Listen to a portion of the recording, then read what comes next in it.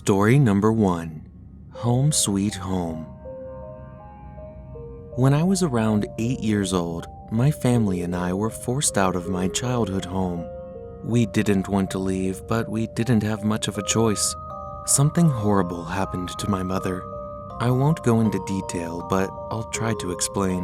One night, a man broke into our house. My brother was sick, and I had gone with him and my father to the hospital. My mom was home alone. When we got home, we found her murdered. You can imagine how it would be hard for us to stay in that house. My father still owns the house, but we ended up moving into an apartment in another country. I didn't think much of the house while I was growing up. My father died a few years ago. It was natural and he went peacefully. He had left the house to me and my brother. My brother didn't want anything to do with it, so it was basically mine. I remember the day I drove down to the house. I hadn't seen it in years, and my curiosity got the better of me. It's strange how much a house can change after being left empty for so long. The wooden floors creaked differently, and the hinges on the doors squeaked loudly. I walked through the house, just looking around. It smelt of dust and urine. I spotted a few rats scurrying away, and the thought of breathing in rat urine made me sick, so I decided to open up a few windows. I got to the kitchen window that led to the back of the house. There was a small backyard. It had one tree growing near the back corner, leaning up against the tall fence. I almost laughed when I saw the small tree house my father had built for us. The tree also had an old wooden swing hanging from one of the branches. As I opened up the kitchen window, I noticed that the swing was swaying slightly. It moaned ever so slightly as it swung back and forth. I thought it was odd, since there wasn't really a breeze that day, but I didn't spend too much time thinking about it. I got to the attic. It was a large room, and when I was a kid, it was our play area. We kept all our toys up there. There was a small, circular window right at the end of the room that looked down on the backyard. I walked through the attic slowly. I had so many good memories of being up there with my brother. I got to the other end and peered out the small window.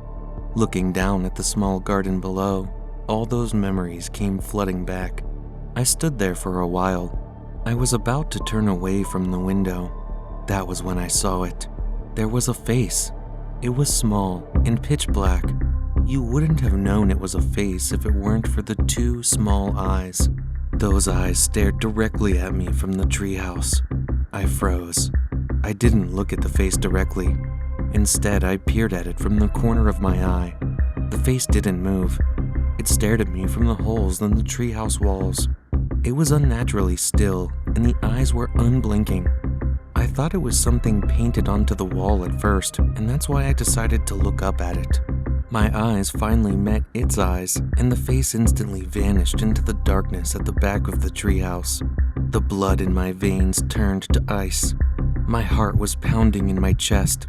My feet took off before my brain had caught up. I raced down the stairs and made my way out the house. I didn't stop to breathe until I was safely in my car and the doors were locked. I sat there for a while. I wondered why I had freaked out so much. I thought about going back into the house since I left without closing any of the windows or even locking the front door. As I reached for my door, I looked up at the house and I saw the face again. I had left the front door ajar when I ran out, and the face peered at me from behind it. I turned the keys in the ignition and drove away. I sent the police there the next day and they cleared the place out. They didn't find anybody, but there was evidence that somebody had been living inside the treehouse, and that was about it. I haven't been back to the house, and I still try to convince myself that what I saw was probably some crazy homeless person with black paint all over their face. The truth is, I have no idea what I saw that day. I have even less of an idea what they would have done to me if I hadn't have noticed them in time and gotten out of there. Story number 2. To the extreme. When I first heard about extreme tourism, I was all for it. It was dangerous, risky, and a total adrenaline rush. I was in university at the time and life was pretty mundane. Anyway, I decided to give it a try around summer break. I didn't go alone. I mainly had one friend in university, and that was Travis. I mentioned a trip for summer break and he was on board. I decided to keep the part about extreme tourism to myself until we got there. Now, I should probably explain what extreme tourism is. Tourism usually involves visitors in a foreign country being led around by an experienced local. They get shown the sights, take a few pictures, and then go back to their hotel rooms. The extreme version of that is similar, but the sights we get shown are a lot more dangerous. I went for a package that would take us on a guided tour through Prypjat, the abandoned town just outside of Chernobyl. Keep in mind, I took this trip back in the early 2000s, and not many people were willing to go that close to Chernobyl back then. It might be a popular tourist site these days, but back then, it was extreme. We spent a few days in Moscow first, and we really enjoyed ourselves. The day of the tour came, and the tour guide picked us up in his Jeep. It was rusty, and the gears grinded, but it was all part of the experience. I had my phone out, filming and taking pictures the whole time. A few hours went by, and we reached the town. We just drove down the road at first. It was a ghost town. Not a single living soul was there. I heard howls in the distance and birds chirping in the trees, but there was nothing inside the town itself. The buildings were crumbling, but still stood tall. Vines grew up their sides and roots found a way to break through the road. It was amazing. We stayed there for a couple of hours. After our first drive-through, the tour guide took us back to one of the apartment buildings. He parked and we climbed out, but Travis refused. He stayed in the car and I went with the tour guide into one of the abandoned buildings. It was eerie, seeing the stairwells and hallways empty. It was silent. The only sound I could hear were my footsteps crunching on the dry leaves and broken tiles. I took photos of everything. It was left as it was on the day of the evacuation. Nothing had been touched and nothing had been taken. About halfway through the building, the tour guide went back outside to check on Travis. I stayed behind. I wanted a few more pictures and to get a video of myself walking through one of the apartments. I was setting up for the video when I heard the crunching of footsteps in the hallway just outside. I paused. I thought that I was alone. I called out, expecting it to be the tour guide either returning with Travis or coming to take me back down to the car, but I didn't receive a reply. I was standing in the middle of the living room of one of the apartments. The door behind me was slightly ajar, leading into the hallway. The footsteps I heard sounded like they were coming from the stairwell and making their way towards me. When I had called out, they stopped. I went silent for a while. I expected to hear the footsteps again, but the only thing I heard was my own heartbeat. I decided to call out again. This time I didn't call out to anyone. I just said hello. I received no response, but the sound of footsteps returned. This time they were running straight towards me. I rushed towards the door. I slammed it shut just as the footsteps reached me. Something slammed against the door, almost knocking me away and throwing it open. I pressed my body against the door. I didn't know what was happening. The place was meant to be abandoned. The whole town was empty. My first thought was that it was some kind of animal that had turned the building into its home. That thought flew out the window when I looked down and watched the doorknob slowly turning. I shot my hand down and wrapped my fingers around the doorknob. Something was trying to turn it, but I held it in place. They began banging on the door. They couldn't be an animal, but they were banging on the door so hard that it shook and shuddered. I thought it might fly off the hinges. I don't know how long I stood there with my body pressed against the door, holding the doorknob in place. Eventually, the banging stopped. I didn't feel a pull on the doorknob anymore, but I was too afraid to let go. I stayed there. There was no sound, and I thought that I was alone again. Suddenly, I heard footsteps out of the silence again, but this time, I also heard Travis's voice calling for me. I flung the door open and rushed towards his voice. He was coming up the stairwell, and I practically ran into him. I grabbed his hand and pulled him back down the stairs. I didn't explain what was happening until I got both him and the tour guide back into the Jeep. I told them what happened to me and why I didn't come back out. The tour guide got us out of there. From that point on, I kept my adventures a little less extreme, and I stayed far away from anything that seemed abandoned. Story number 3, Ghost Town. I live in a small town.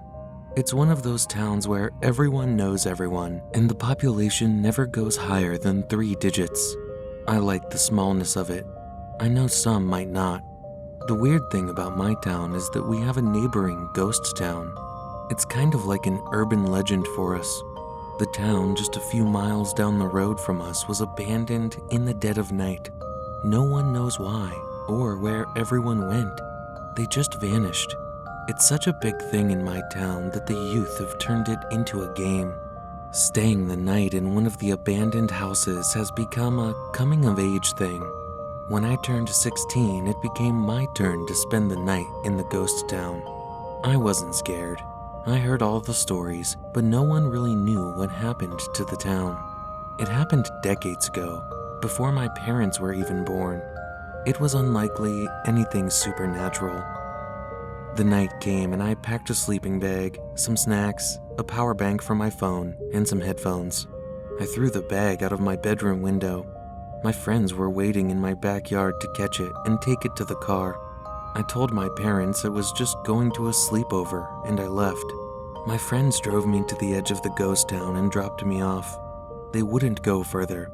They had to drop me off and pick me up. That way they can be sure that I actually stayed there the night. I walked into the town, and the term ghost was an accurate one. It was dead silent. A thick fog seemed to hang in the air, but only inside the town. The road was old cobblestone, and the houses were more like shacks I'd seen in movies with medieval villages.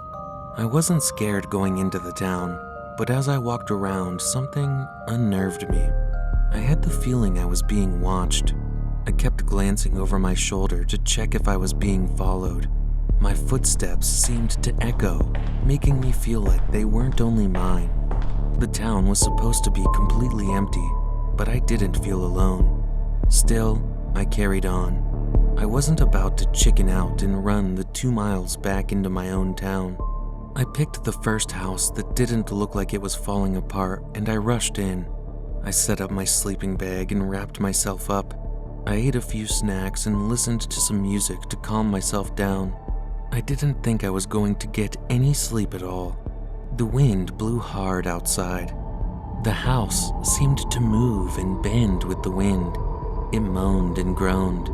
Aside from the cold white light coming from my phone screen, it was completely dark. I couldn't see a thing. Something funny happens when you stare into the darkness for long enough. You start to see shapes forming and moving. Your mind plays tricks with you. The darkness moves in on you, and sinister creatures appear to live in it. I know that all these things can happen when you're sitting alone in darkness. However, that's not what happened to me. As I sat there, surrounded by the pitch black, things did appear. I saw eyes, red, glowing eyes, peering at me from the dark. It looked like there were thousands of them. They seemed to blink and move as one, as if they all belonged to the same monstrous creature. I didn't know what to do. Would you have known what to do?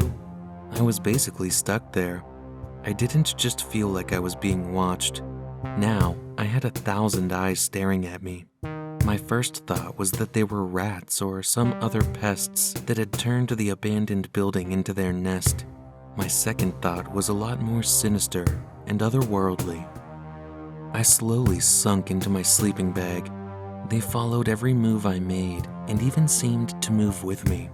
I didn't want to turn my phone's light off. The thought of being plunged into complete darkness scared me. At the same time, I wondered if the light was the only reason the eyes could keep track of me.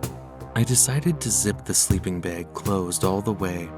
I tucked my head into it and pulled it shut, keeping my phone light with me. My body wouldn't stop shaking even though I was sweating from the heat. It got worse after I zipped up the bag. The eerie silence was replaced by a soft chorus of squeaks. I didn't know what kind of sound it was. I'd never heard it before. My mind decided that it was ghostly whispers. The night lasted an eternity. Those whispers were in my ear the whole time, and all I could think of were those red eyes watching me. I imagined they were moving closer and closer until they were right on top of me. Before I even knew it was sunrise, the alarm on my phone went off. I jumped out of my sleeping bag, not caring about the red eyes or what they belonged to. I rushed out of the house, leaving the sleeping bag and most of my stuff behind. My friends would be waiting by the road to pick me up. I didn't look back as I ran. I didn't tell my friends what happened. It was only after I left the town that I began to rationalize what I saw. It could have been bats or even raccoons that were staring at me that night. Still, in the moment, I wondered if they were the ghosts of the town's old occupants, ready to punish me for trespassing.